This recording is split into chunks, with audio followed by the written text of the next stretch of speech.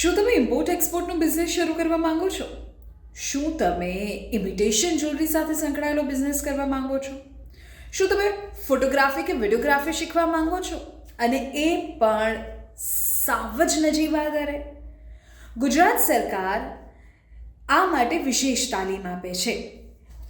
ઉદ્યોગ સાહસિકતા વિકાસ સંસ્થાન ગવર્મેન્ટ ઓફ ગુજરાતનું ઓર્ગેનાઇઝેશન છે કે જે ગૃહિણીઓ, બેરોજગારો કે પછી એવા કોઈ પણ લોકો કે જેમને આ વ્યવસાયમાં રસ છે તેમને તાલીમ આપશે.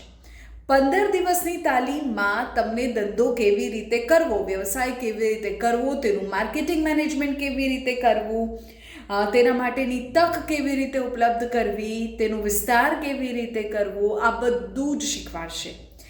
રાજ્ય સરકાર એન્ટરપ્રેન્યોરશિપ ડેવલપમેન્ટ પ્રોગ્રામ અંતર્ગત ગૃહિણીઓથી લઈને શ્રમિકો, વેપારી, સેલ્સમેન, ખેડૂત, નોકરિયાત, યુવાન, કોઈ પણ, જો આ તમામમાંથી કંઈ પણ આપ છો તો આ તક તમારા માટે છે.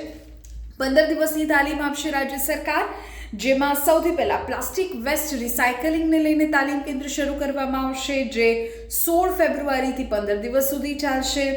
ઇમિટેશન જ્વેલરીને લગતો જો આપ વ્યવસાય કરવા ઈચ્છો છો તો 17 ફેબ્રુઆરીથી તમારા માટે તાલીમ કેન્દ્ર શરૂ થવાનું છે. ફોટોગ્રાફી અને વિડીયોગ્રાફી શીખવા માંગો છો તો 19 ફેબ્રુઆરીથી તમે આ તાલીમનો ભાગ બની શકો છો.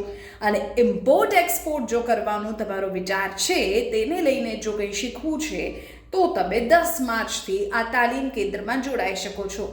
હવે તમને થશે કે આ તાલીમ કેન્દ્ર કોના માટે છે, કોણ તેમાં જોડાઈ શકે? કોઈ પણ તેમાં જોડાઈ શકે. તાલીમ ક્યાં મળશે? તાલીમ નરોડા ખાતે મળશે. અમદાવાદમાં CED નરોડા કેમ્પસમાં આ તાલીમ કેન્દ્ર શરૂ થવાના છે. તેના માટે રાજ્ય સરકારે એક વેબસાઇટ બહાર પાડી છે. એ વેબસાઇટ પર આપ આપનું ફોર્મ ભરી શકો છો. અનુસૂચિત જાતિ, જનજાતિ અને વિકલાંગ ભાઈઓ બહેનો માટે 500 રૂપિયા ફી નક્કી કરવામાં આવી છે. અન્ય કેટેગરીના ભાઈઓ માટે 1000 અને અન્ય કેટેગરીની બહેનો માટે 500 રૂપિયા ફી છે. તો નક્કી કરી લો, ખૂબ નજીવા દરે 500 અને 1000 રૂપિયામાં 15 દિવસ બપોરે 2 થી 5 સુધીનો સમય, અને જ્યાં સરકાર ગૃહિણીઓથી લઈને યુવાનો, ખેડૂતોથી લઈને કારીગર, સેલ્સમેન, કોઈ પણ જો આપ છો અને જો આપને નોકરીની જરૂર છે અથવા તો એન્ટરપ્રેન્યોરશિપને લઈને આપને થોડું વધારે સમજવું છે, એન્ટરપ્રેન્યોર બનવું છે, તો આ તાલીમ તમારા માટે છે. મોકલી દો આ વિડીયો એ લોકોને કે જેઓ આવી તકની રાહ જોઈ રહ્યા છે.